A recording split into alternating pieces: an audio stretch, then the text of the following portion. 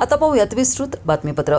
सांगली जिल्हा मध्यवर्ती सहकारी बँकेच्या नोकर भरती प्रक्रियेवरून सुरू असलेल्या राजकीय कुरघोड्या आणि कायदेशीर लढाईला आज वेगळं वळण मिळाले। महाराष्ट्र शासनाच्या सहकार विभागानं आगामी निवडणुकांचे कारण पुढे करत या भरती प्रक्रियेला दिलेल्या स्थगिती आदेशाला माननीय मुंबई उच्च न्यायालयाच्या कोल्हापूर सर्किट बेंचनं स्थगिती दिली।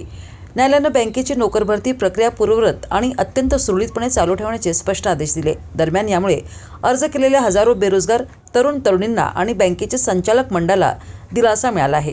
तर दुसरीकडे भरती प्रक्रिया रोखण्याचा प्रयत्न करणाऱ्या राजकीय नेत्यांना आणि राज्य सरकारला हा मोठा कायदेशीर झटका मानला जात आहे।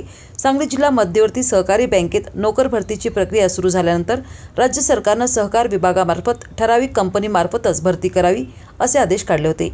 या आदेशाची अंमलबजावणी करत बँकेचे चेअरमन मानसिंगराव नाईक आणि संचालक मंडळाने IBPS या नामांकित संस्थेमार्फत पारदर्शक पद्धतीनं भरती करण्याचा निर्णय घेतला। त्यानुसार बँकेने जाहिरात प्रसिद्ध करून उमेदवारांकडून अर्ज मागवले होते। या भरतीसाठी सुमारे 14,000वर उमेदवारांनी नोंदणी प्रक्रिया सुरू केली असून 5,000हून अधिक अर्ज दाखल झाले आहेत। असे असतानाच अचानक 2 जुलै रोजी राज्याच्या सहकार आणि वस्त्रोद्योग विभागानं आगामी निवडणुकांचे कारण पुढे करत ही भरती प्रक्रिया निवडणूक पूर्ण होईपर्यंत स्थगित करण्याचा आदेश जारी केला होता। यामुळे नोकरीच्या प्रतीक्षेत असलेल्या शेकडो परीक्षार्थींमध्ये चिंतेचे वातावरण निर्माण झाले होते।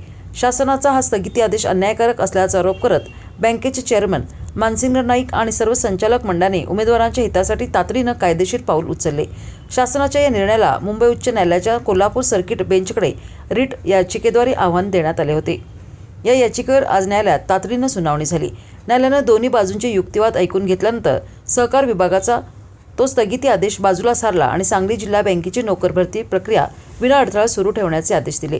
बँकेच्या वतीनं ज्येष्ठ विधिज्ञ ॲडव्होकेट सुरेल शहा, ॲडव्होकेट AR देशमुख आणि ॲडव्होकेट उमेश माणकापुरे यांनी न्यायालयात प्रभावीपणे बाजू मांडली।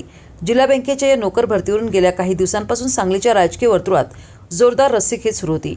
भरती प्रक्रिया रखडवण्यासाठी पडद्यामागून काही राजकीय नेत्यांकडून जोरदार प्रयत्न सुरू असल्याच्या चर्चा होत्या। मात्र उच्च न्यायालयाच्या आजच्या निर्णयामुळे या सर्व प्रयत्नांना खीळ बसली आहे। न्यायालयाच्या या ऐतिहासिक दिलासामुळे नोकरीची वाट पाहणाऱ्या हजारो उमेदवारांना बँकेचे अध्यक्ष माजी आमदार मानसिंगराव नाईक आणि संचालक मंडळाच्या कायदेशीर लढ्याचे आणि तत्परतेचे सर्वत्र कौतुक होत आहे। या आदेशानंतर आता बँकेची IBPS मार्फत होणारी परीक्षा नियोजित वेळेत आणि सुरळीत पार पडण्याचा मार्ग पूर्णपणे मोकळा झाला असल्याचे मानले जात आहे।